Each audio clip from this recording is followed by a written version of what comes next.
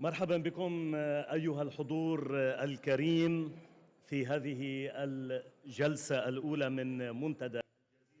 Ladies and gentlemen, welcome to the first session.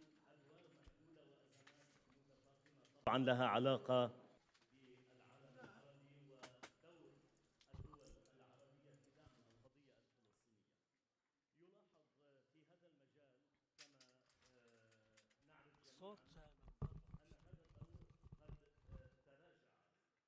كيف ما في شيء؟ انت ما عملتش حاجه هنا خالص. طب حضرتك سامع برضو؟ تحت كله اوكي. هذا تراجع الدول العربية ودورها بمعزل عن التراجع العام في الوضع العربي على أكثر من صعيد.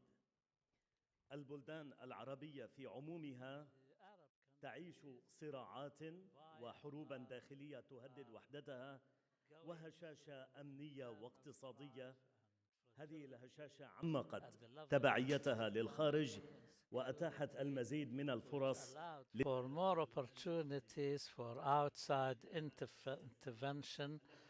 This is, of course, in addition to political differences which have hindered the joint Arab action and led to corruption and citizenship losing its value.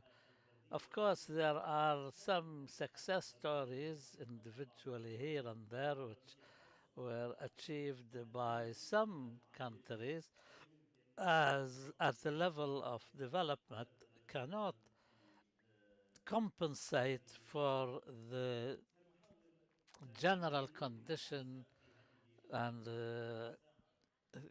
endured by Arab countries. In this session, we will be discussing the roles, or the limited roles rather, for the Arab world at the level of the world stage.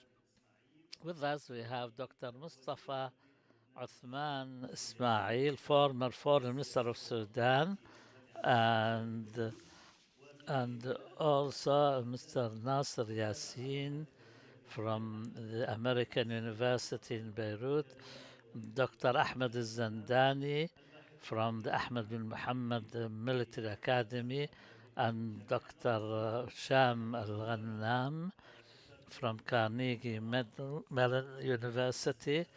I mentioned some of the reasons which are depriving the Arab world at the individual or collective levels to play a role in the world stage. We're starting with you, Dr. Mustafa. What's your assessment? In the name of God, the most merciful, the most compassionate, thank you very much, and thank you for the organizers of Al Jazeera's forum, which is, and for choosing these themes which are important for us all. And please allow me to delve into this theme from a rather simple idea, but yet important. This idea is based on the fact that what is happening in the Arab world vis-a-vis the Palestinian question is a symptom, and it's not just an isolated incident. And it's a symptom of the disease and the plague which the Arab countries are suffering from because of the inter-conflicts between them and the lack of respect for citizens' rights, democracy, despotism, etc. So the idea is, if we want to find a role for the Arab world within the region and outside it, and the collective action by Arab countries was doomed to failure because the system of the nation state and the system of the Arab countries working together collectively, and also another crisis which is at the regional level and which is based on conflict rather than interests. These three systems caused this disease in the Arab world, and when the crisis in Gaza uh, started, it was only natural that all of these crises will reflect on the situation in general. Now we are used to describing the Arab position as one of inward looking in a state of backwardness. Maybe it is more to do with the changing of the function of our countries. If we look at the days of Jamal Abdel Nasser and others, the function of the Arab position or situation was to seek to find a role, to even through confrontation and antagonism with others, to carve a role for the Arab countries. This has changed now into cohabitation, reaching normalization to full normalization, and ultimately to a state of inability and hopelessness. Before the year 2000, we did not hear of an Arab country which went outside the norms. Since the summit meeting of Al Khartoum in the 70s and the three no's of no settlement, no concessions, and there was value attached to returning the lands that were taken forcefully from the Arab countries until we got to the Beirut summit, and no country went outside this unanimity except, of course, for the position taken by the late Anwar Sadat of Egypt. Now what we're seeing and what we're witnessing is a complete helplessness, inability. The the Arab League couldn't even find enough commonality in the positions by its member states to issue a statement regarding the situation in Palestine. So, so the function changed from struggling to restore rights to coexisting with what's going on in the region. The first country which recognized Israel was Iran and Turkey. The situation has changed now. Now Iran and Turkey are no longer the same Iran and Turkey, which were at that time closer to Israel and in recognition of Israel. And the Arab states were at that time different. Now the Arab countries now which were in harmony with Iran and Turkey. Now the situation, Your Excellency, before I move to Dr. Nasser, you described the reality, the Arab reality, but you did not delve deeply into the causes as to the movement from trying to establish a role to normalization to total helplessness now. I want you please to tell me why have the Arab states moved from the stage where they wanted to restore rights to total helplessness. I can summarize the reasons to five main reasons or five main paths.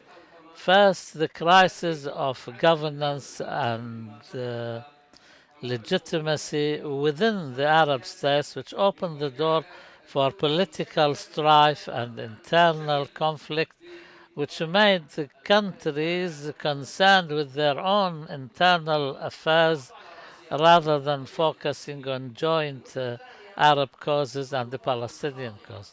Secondly, the wrong behavior by some Arab countries, like the Iraqi invasion of Kuwait, was a devastating blow to Arab solidarity, and this made some Arab countries seek security outside the Arab world and no longer have any trust or confidence in their neighboring countries.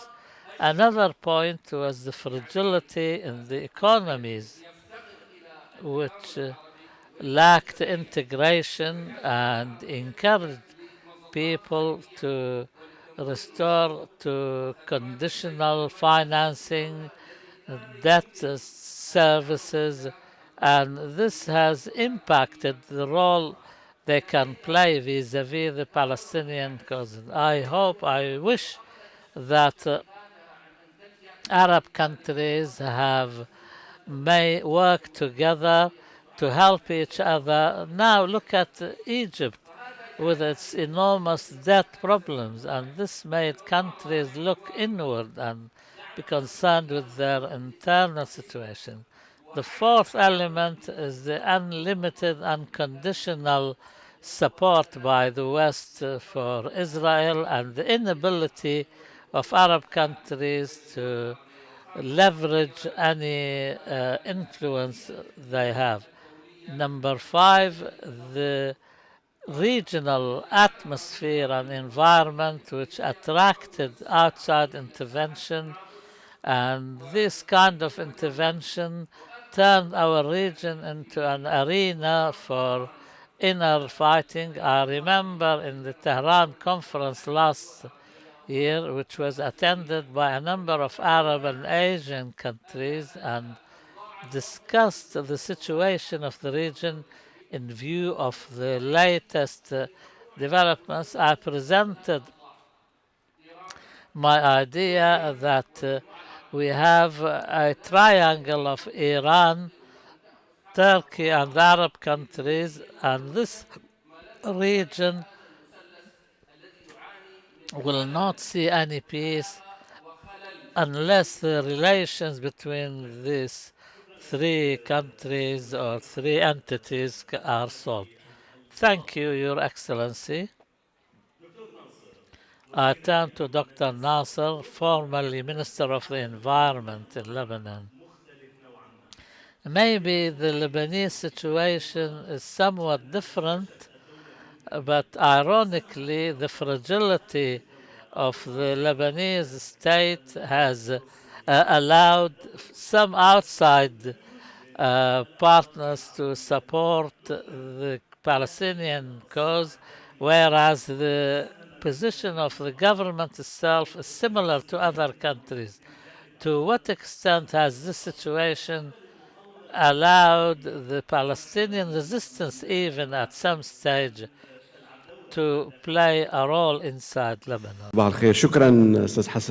Good morning. Thank you, Hassan, for the introduction. Thank you, Al Jazeera, for organizing this forum. I am in the Arabic Center for Studies now.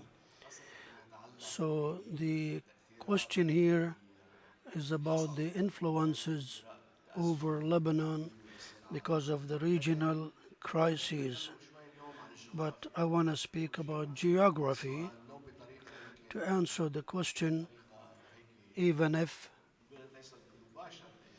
indirectly, but to clarify through analysis in geography, which has been neglected politically, to answer this question and maybe to show Lebanon as a paradigm of the small Arab countries who struggle because of the Arab retreat mentioned by Minister Mustafa.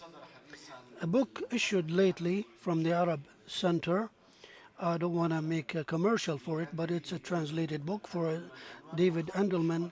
It's entitled Red Line in the Sand, which is a book from a journalist who worked in international news agencies, and it was translated of late, and there is a version in Arabic of it.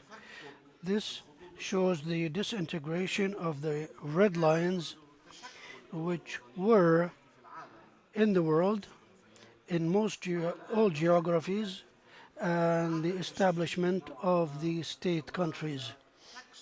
And this is about a geography that is between regions, and now we are at a moment we see the red lines being redrawn, and we see them clearly during the past 2 years. If they are broken, they will affect specifically the countries that are fragile, such as Lebanon and the Levant countries. So we see now reformulation of those red lines, and this has consequences on the vulnerable countries. So this new geography must be looked through 3 pillars, geographical that is, and I will try to be brief.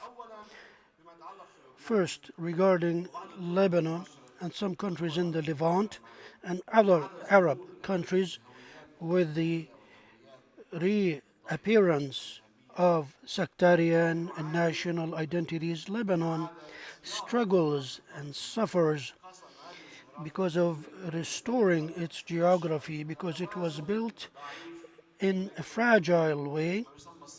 But there was what is called the Lebanese formula.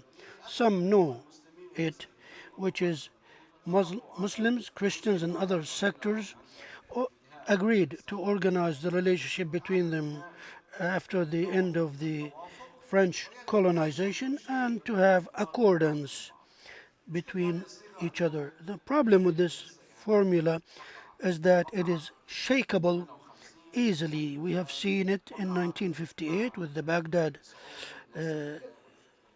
alliance and with the Arab nationalism and the the Palestinian issue and its movement to Lebanon. Also, the launch of the resistance after the Cairo Agreement. So we see all the regional geography affect this. And since a while, the last 2 decades, we see there is an intervention from regional countries to support non-state actors that affected this situation, which brought us into crises that we still suffer from. This sectarian geography, currently, we see it now in this formula, and it is shaken deeply, specifically because it was affected by regional conflicts and intervention regionally by the support of non-state actors, and this affected the Taif agreement and the reformulation of this reality. So we see Lebanon being affected by regional interventions, but there is another point dealing with what has led to the Taif agreement, which was brought about a stability, and there was like an insurance policy by Arab countries to restore this stability and balance. So now we see a type of stress, and this Arab guarantor is withdrawing from the positive intervention. This will have consequences on the economy and the politics and the social life. However, we see that what's happening right now, specifically in the past 2 years, in terms of redrawing the geography of the region, the Levant specifically, through wars, displacement, genocide wars. And these are moments that will affect to a large extent this stability and balance in Lebanon, and it will have consequences. So reformulating those lines, especially in the Levant, will have a double impact on the fragility of Lebanon. But I see the current system does not have the wisdom or realism to face it. That means we will enter into a whirlpool of crises. Third, and maybe this point was mentioned by Dr. Mustafa through speaking of the economic factor, which comes before these two components regarding the economic geography, the geographic economy, because economy has its influence and sometimes we ignore it and tend to go with what is geopolitical. Specifically, Lebanon lost its economic role with this geographic economy. Lebanon, since the mid-1950s and the appearance of oil, benefited from this, and we had money flooding into Lebanon, and this has ended. So this economic and financial role has ended and moved to other countries because of the transformations in the region, financially and economically. But there are attempts that are still ongoing with the political and financial and economic systems in Lebanon that Lebanon is trying to revive. So it has eaten up itself by itself, and the economy in Lebanon has become unlinked to the region's economies, except to a small extent of exporting. But now they are exporting human rights to the geographical economic region. Why the economy? Because nobody appreciated the stability in the Arab world and the Levant. If we look at the reviving of the economic system anew, I want to say something, please. Lebanon is an example, as it is Lebanon, Syria, and Palestine. Those countries are of small economies. Maybe Syria is bigger, but we are in an important triangle between we have the triangle of Saudi Arabia and the Gulf countries in Qatar, UAE, Kuwait, Bahrain, Oman, the GCC countries, chiefly headed by Saudi Arabia. They have more than 2 trillion size of the economy. Turkey, which is also an hour distance, also 2 trillion. Also, Egypt also has 700 billion. So we are speaking about $3 trillion as the size of this economy in a nearby region. That needs a serious economic integration to support those countries economically, not to go through different paths. So the triangle I seek here is a triangle based on Saudi Arabia and the GCC countries, Turkey and Egypt. This can protect politically and geopolitically the small countries in the Levant who are suffering crisis. These crises spoken by Dr. Mustafa and Dr. Nasser, I speak to you about them, Dr. Ahmed. These crises that have led to the retreat of the Arab role, are they structural in terms of the formulation of those Arab countries, or they are as a result of foreign intervention that has led to what it has led in those countries? In the name of God, the most merciful, the most compassionate, and first of all, I'd like to thank you for hosting me. This is a very important forum indeed, and the themes we discuss are important to all of us. your question is at the heart of the problem we are facing in the Arab world, and in an attempt to answer it, we have to touch the raw nerve and understand what is the secret behind this weakness and this state of backwardness. And it's not a secret that everybody understands the situation, so much so that people are wondering, is there really an Arab order as such?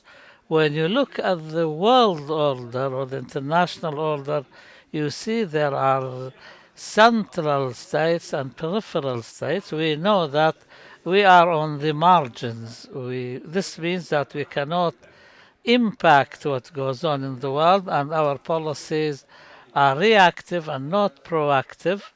If we do not say that we are in a subservient state of affairs, and when we talk about Israel, Israel is at the core of this international order, and Israel enjoys an open-ended support before any crisis, during crises, and after the crisis. And this support is absolute. I remember the reaction of the United States when the Palestinian resistance launched the Al-Aqsa flood battle. They immediately sent aircraft carriers with a clear warning to anybody who will attempt to support the Palestinians or stand by them. So what's the secret in making this international world order? Who created the system? And the situation is not as if things just happen due to failures by some factors. The question really is this system, which was built since the collapse of the Ottoman Empire, and the Arab regions under the Ottoman Empire were colonialized, and the design for this region, of course, Britain played a pivotal role in this. They sent their experts, their anthropologists, geographical experts who came to the region. When they talk, John Philippi, he studied even the desert and the birds and the life of the birds, and many others who study this region. They study the geography, the anthropology, the different sects, and this order was established. Now in Iraq, the fragile order, which is built on Gertrude Bill, was an Orientalist and an intelligence officer, and through her reports determined who would be appointed and who would be hired or fired, and established this order built on factionalism and sectarianism. Mark Sachs, the famous British Foreign Secretary who signed the Sykes-Picot agreements with his French counterpart, viewed this region as a map which is to be redrawn in a way to establish a fragile regional order which is more susceptible to division and not unity and can be easily controlled. These are the ones who built this order. We in the Arab and Muslim worlds at that time were no more than, there were attempts. We were not completely useless, but there were attempts to resist. The United Nations conducted important studies in 2002 and 2004 about the situation of the Arab world, and discovered that in the Cold War period, the Arab countries were better in the fields of education, healthcare, etc. There were attempts, but like when Dr. Mustafa said, the wrong decisions and like the occupation of Kuwait, and also there was a change in the international world order, but we started facing a unilateral, a unipolar system in the world, and view of the insecurity and fragility in our region, and this is culminated in the genocide in the last 2 years when the whole world witnessed it but didn't do anything. This came at a time when the Arab world was exhausted after the Arab revolutions. When the fire reaches you in your bedroom, you don't care about what happens in your garden. This is the problem. Now, the Sudan, for example, Yemen, the situation there for the last 15, 20 years, and the situation in Lebanon. And even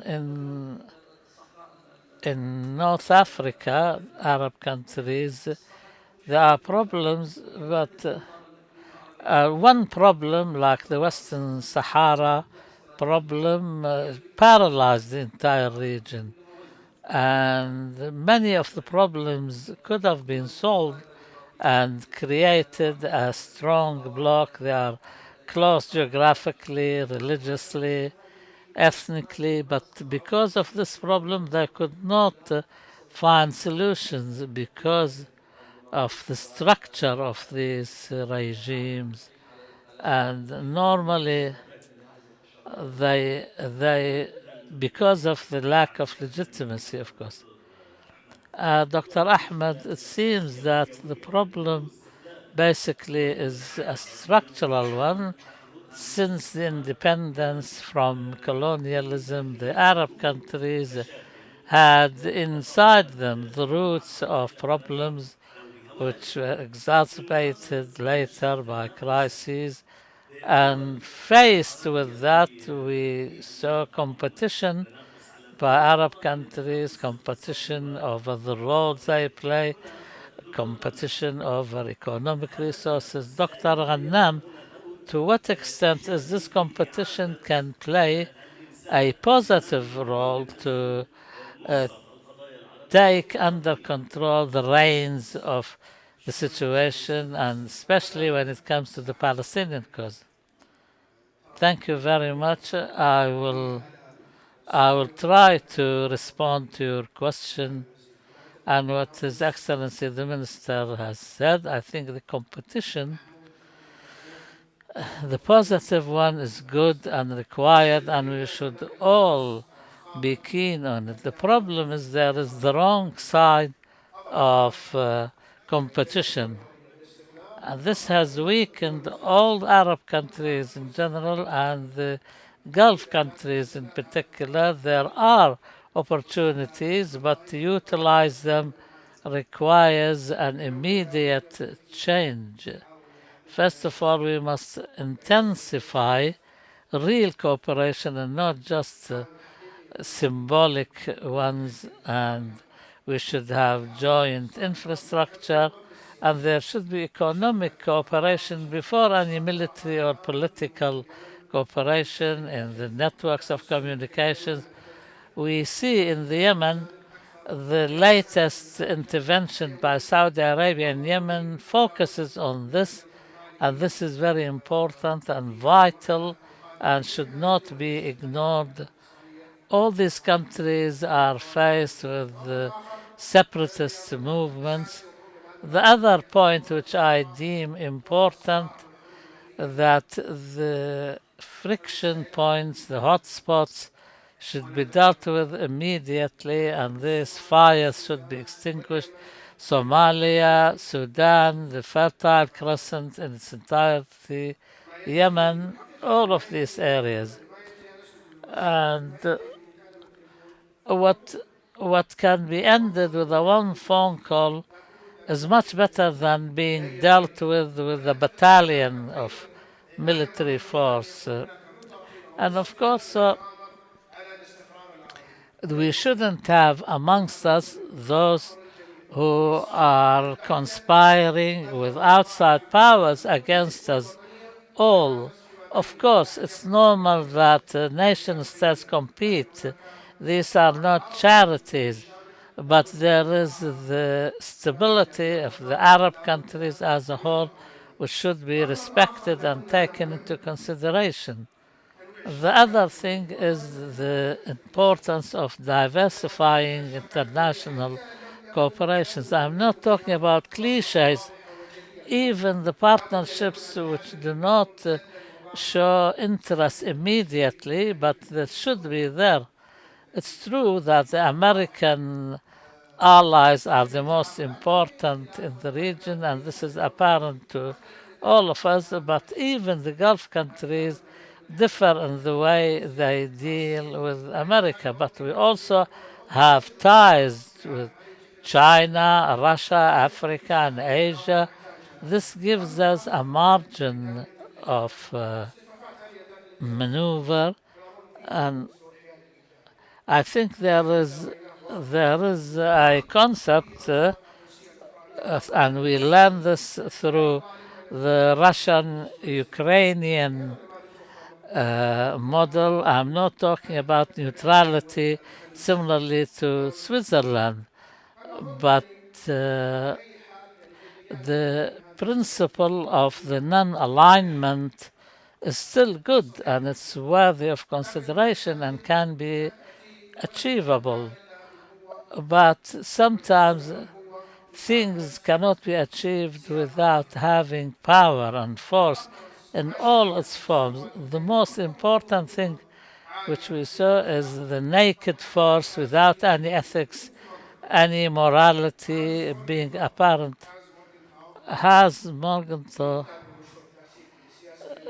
in his book Politics Between Nations, talked about the importance of force, but he sort of covered that with ethics. Now, this is just brute force. America, when they invaded Iraq, used nation building, but now nobody uses that. The major powers do not deem it necessary to use that.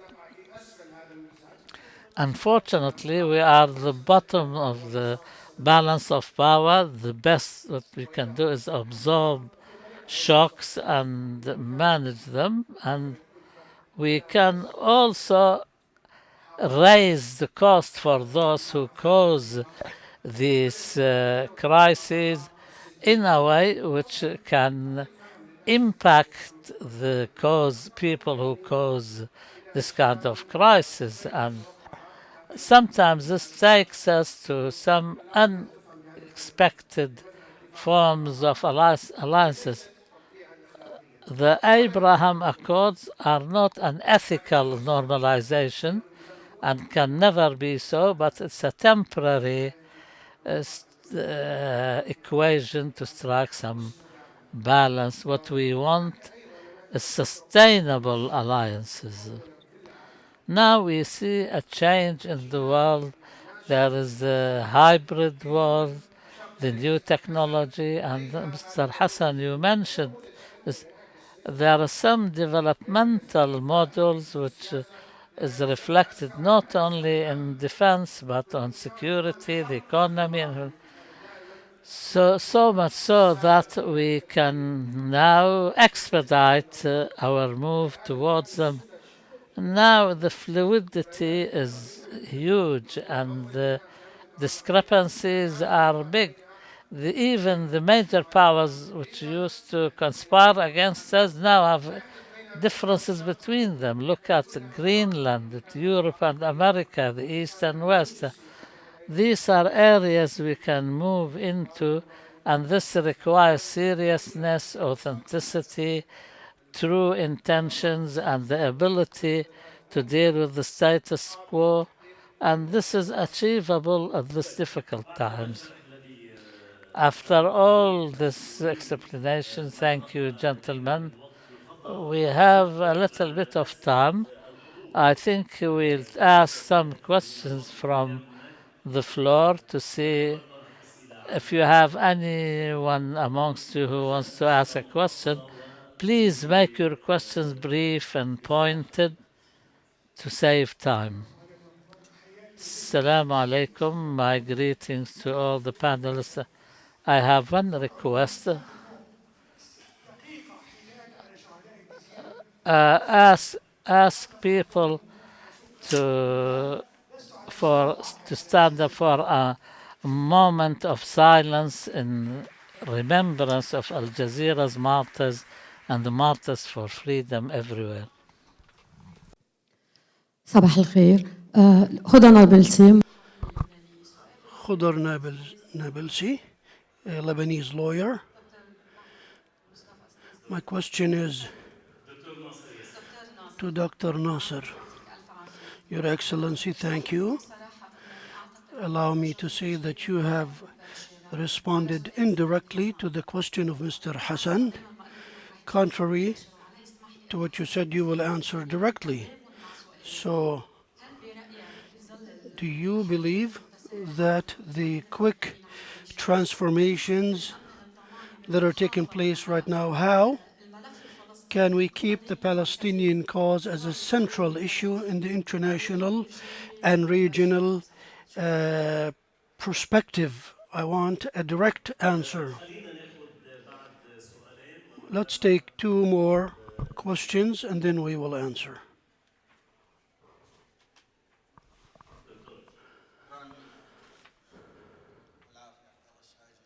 Abdullah Shaiji, Kuwait University.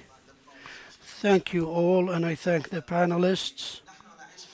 We are living in an Arab retreat. The Arab regime failed drastically. Each Arab country now is trying to feel its head and neck and be careful. We see the escalation against Iran coming with Trump now. There is no multipolarism. It's actually my way or the highway. So the question here, Mr. Hisham spoke about the diversification of partnerships. How? Also, he spoke about the GDP, $3 trillion or more for the region. But the question is, how can those challenges and difficulties be dealt with by the fragile states? How can we get up? Who leads the Arab system now? The GCC countries, true, but even within that, we witness fractures now. The invasion of the occupation of Kuwait has brought about the Americans. Kuwait now is the most country that has American bases now, even though it was rejecting that in the past. Now we see CENTCOM, Central Command now, and they are attacking Iran. So these are not assets but liability. So now who is leading the Arab League is defunct. So we want results. Theorization is good, but we need actions, not words. Thank you.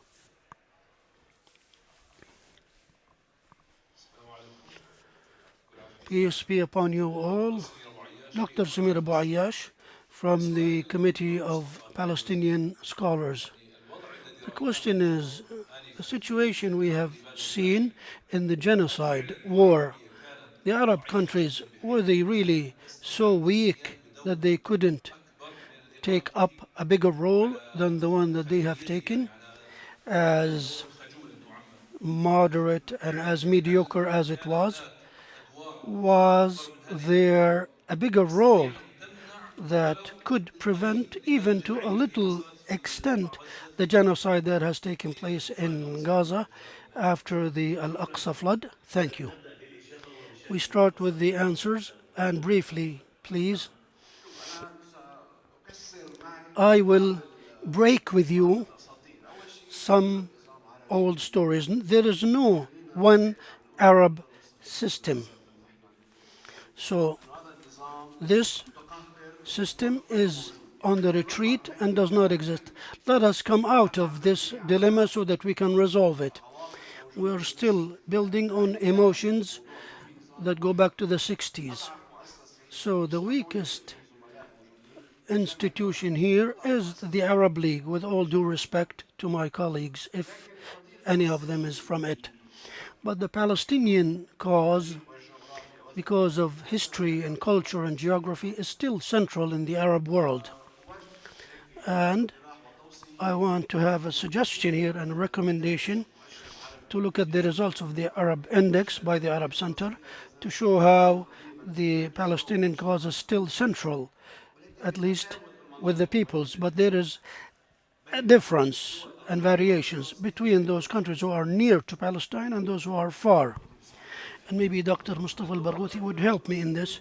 The countries that are near to Palestine are so stressful, and Lebanon and Syria specifically. And we should ask ourselves why we have reached this stage, why the index says this. Those countries that are near to Palestine are less understanding and less compassionate to the Palestinian cause than those that are far.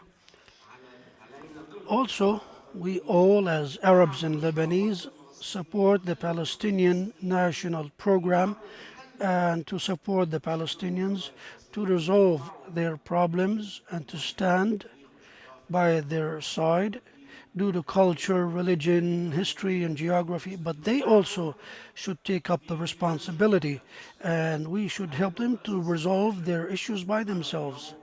So we should see today, before tomorrow, a Palestinian project built on the Palestinians themselves, and to come out from the excessive love that has led to the retreat of the Palestinian cause. Dr. Mustafa, before we answer the intervention of Abdullah Shaji, there was a question. Were the Arab countries able to do more than what they did to stop the genocide in Gaza? Thank you. Yes, I think the Arab countries could have done more, and the Arab peoples also could have done more as well. But there is a discrepancy now between the relationship between the regimes and the populations. So the regimes do not have the will to do the work to face this genocide, and the use of the excessive force by those regimes against their own peoples made the people unable to defend a cause that was sponsored and supported by other foreign countries who are not Arabs and not Muslims, but from a humanitarian perspective, they stood in solidarity with the Palestinians in the universities and in other places, even though the Arab populations and the Arab peoples were unable to do that. So the war of Gaza will bring about more extremist groups because they have not seen in their leaders any response, whether these are intellectual, professors, media, imams of mosques, civil society organizations. So the ruling system is not just in using the law, and thus their legitimacy has been undermined. So there is no will because they fear for their position, and they fear from the superpowers more than they fear their own peoples. And the peoples are facing crackdown by the regimes. The question to conclude with, I don't know to what extent Dr. Ahmed, regarding the putting of theories, we can explain maybe now the problem, but we cannot find a solution. For how long we will keep speaking about the symptoms without putting solutions and alternatives for the reality that is now existing? Briefly, the question by Dr. Abdullah Shaiji, I remember once I asked a scholar when I was doing my PhD, I asked him a similar question, and he said, if I had the answer, I would be the Secretary General of the United Nations now. So it's a dilemma, it's a predicament. So how to change those theories into real policies? So there is a retreat, there is a weakness now. So the big countries in the Arab world and in the region should take up their responsibility and to start working strategically, to put blocks for strategic projects. There isn't a magic wand.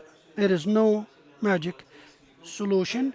And the dilemma of Sykes-Picot existed, which is a dilemma, and the countries that are able, especially Saudi Arabia, should put forward strategic plans. Otherwise, they will follow suit with everybody else. Hisham, Dr. Hisham, policies are built on theories and ideas, then later on they become policies on the ground. In the Arab world, this issue is different.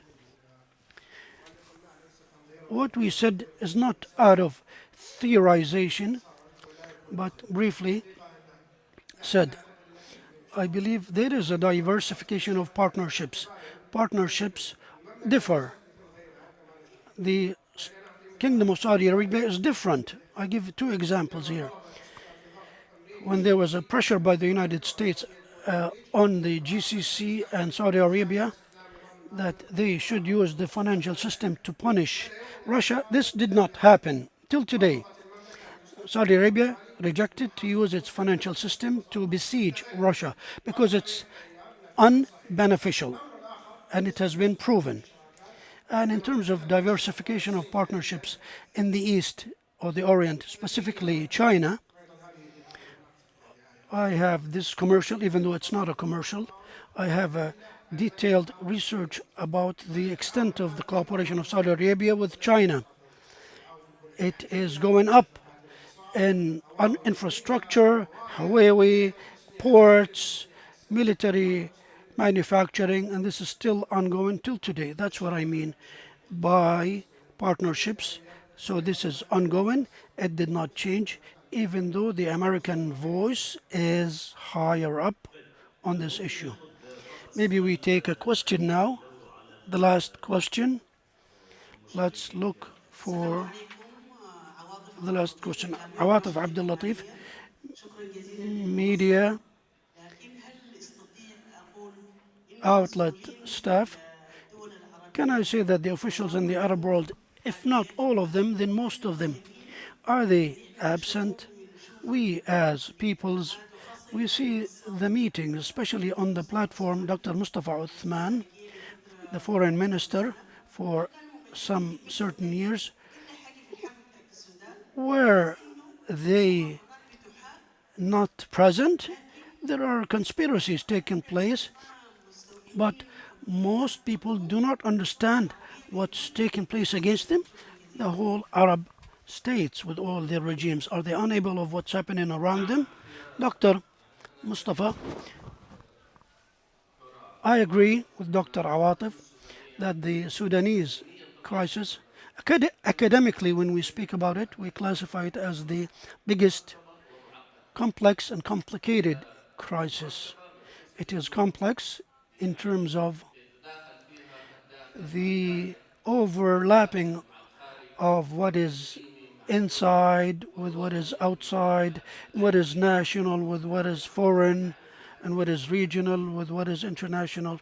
All these have made it a complex crisis.